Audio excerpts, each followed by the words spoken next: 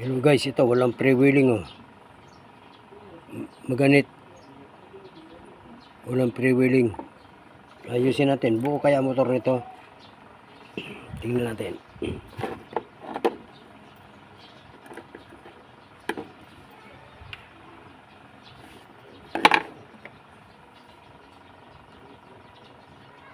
Itong green, turn line.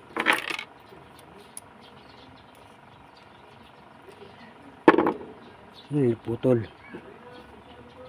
Tuluyang putol.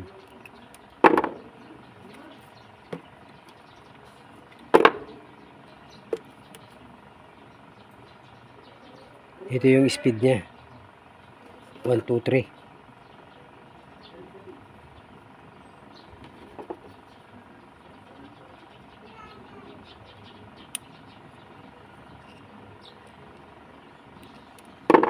Kunat, yung titestere natin kung merong resistance yung motor niya. Ito tayo sa line.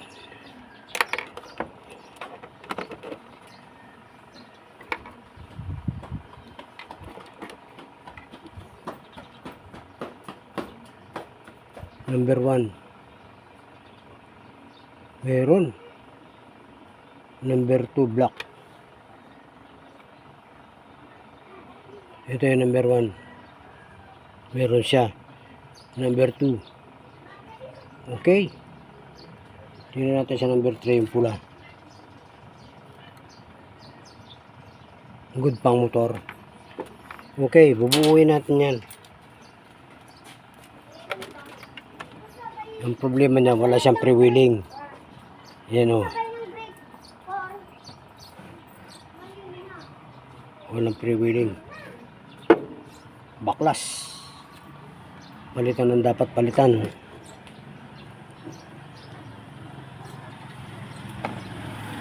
Tatanggalin natin ang motor, lalabas natin ang rotor para malaman natin kung time na para magpalit ng bushing at shafting.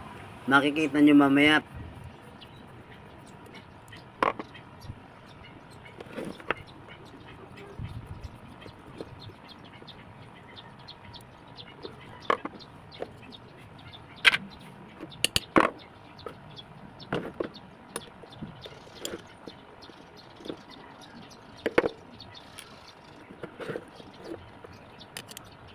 Tanggalin natin itong 4 na tornilyo ito para makita na natin ang bitukan nito.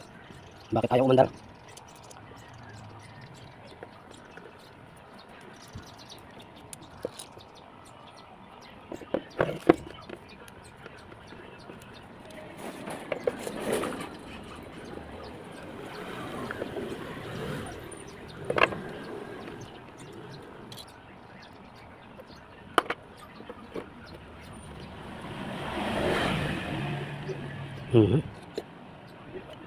Ito agad ang bumuod sa akin.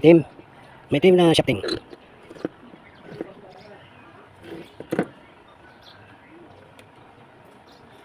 Ang pangit na ng shafting niya. Nailabas na natin ang shafting. Itong rotor, oh, kita nyo. Ay naku, puro kalawang eh. Ang itsurang ito siguradong may papalitan dito. Puro kalawang. Ayan o. Na-repair na pala ito dahil ito sumasabit sa kuko. Meron ng gasgas ang shafting. Napalitan na ito ng bushing siguro. Kasi iba na yung nakalagay na spacer dito eh. Itong spacer nila yung lumang bushing. Ayaw nang lumusot ang mga spacer eh. Dahil sa mga sugat ng shafting.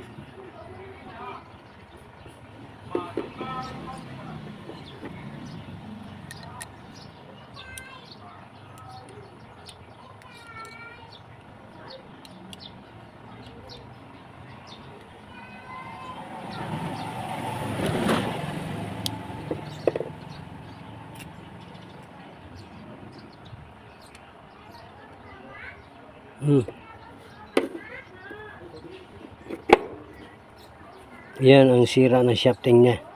Nako. Sayang, ganda pa sana dito sa unahan, oh. Okay, yan ang papalitan. Hanap tayo ng shafting.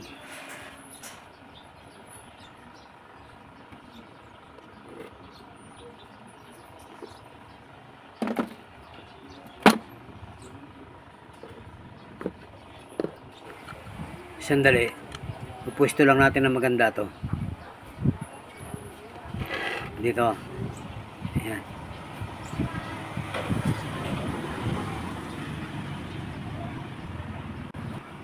Tuturo ko sa inyo kung paano pagpalit ng shafting. Ganito mga busing. Ayan, magamit ka ng tubo. Tanggalin natin to. Ito ang papalitan, di ba? Ayan, oh. Paluin dun. Palo dito. Martilyo lang ang kailangan ko. Martilyo lang ang kailangan.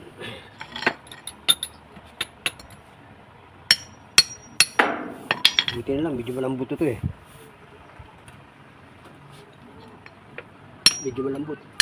Yung iba nito, tigas. Malaglag na. Ayan.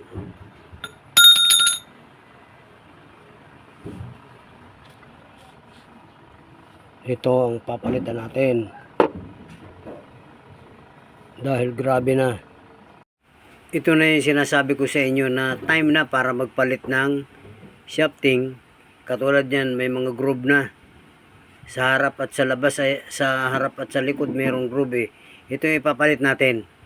Ito makinis. Oh, hindi ito bago pero makinis pa to.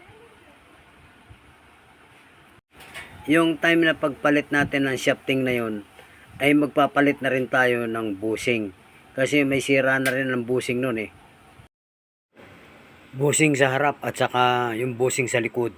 Siguradong may tama yon. May tama kasi yung shafting eh. May groove.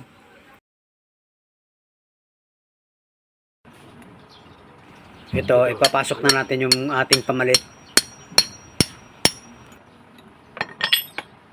Kunti pa.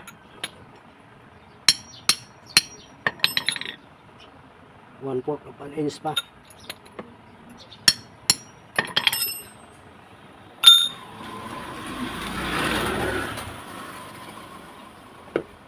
Spacer hanggang dito.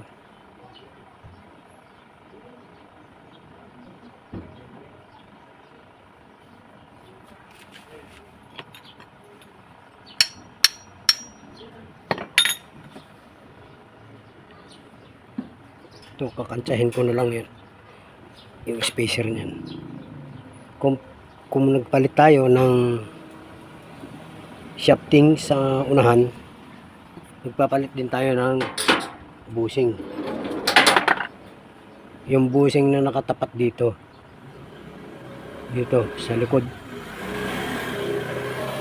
yung bushing dito sa likod may tama na, at siguradong ito may tama na rin. Ito yung sa harap.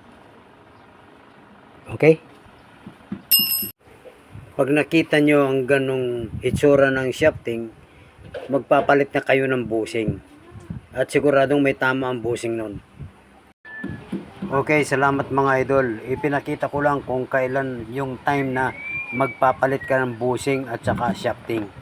Ganyan sa ating nakita sa video ito, ang time para magpalit ng bushing at shafting.